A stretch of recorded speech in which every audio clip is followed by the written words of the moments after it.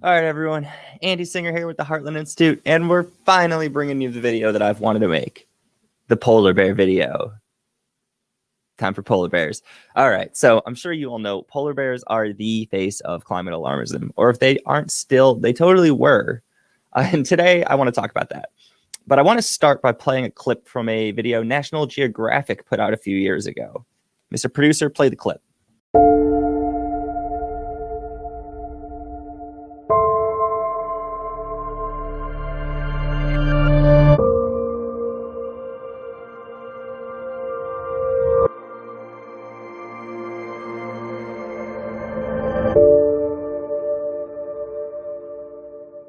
Okay, so this video is clearly meant to play on our emotions, and it does. It worked.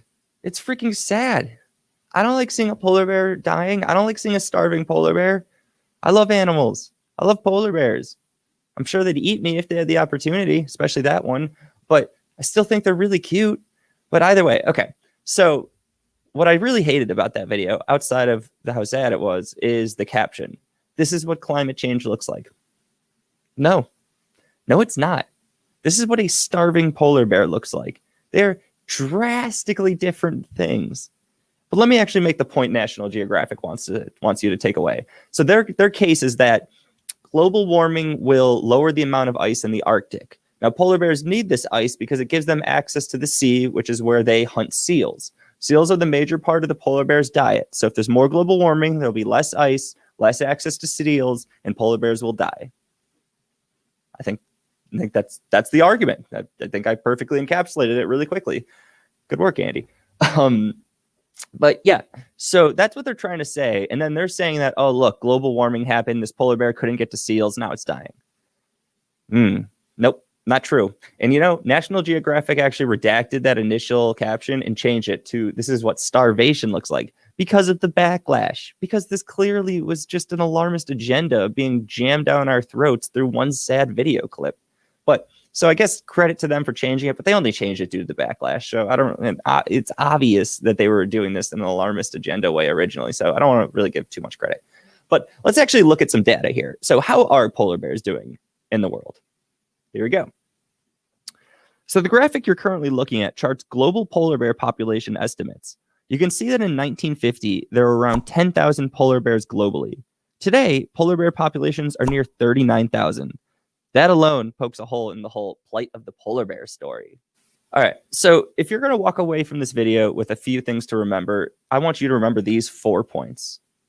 Point number 1, polar bear populations are increasing dramatically as the planet has warmed. I mean, we just saw the chart, of course.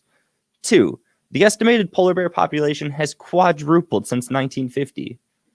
I mean, when you're being told that all the polar bears are dying and you just say, oh, did you know that the population has quadrupled since 1950? I want to know what people say back to you. Either they just say, no, that's not true. And you'll be like, okay, fine. You're just disconnected from reality. Or they will come to see your point of view. But it's obvious. All right, but I'll continue. Point number 3. Polar bears have survived and thrived in much warmer climates than today. That's absolutely true. Point number 4. Speculation that polar bears are facing imminent demise defies polar bear evolutionary trends, polar bear history, and the present state of their population.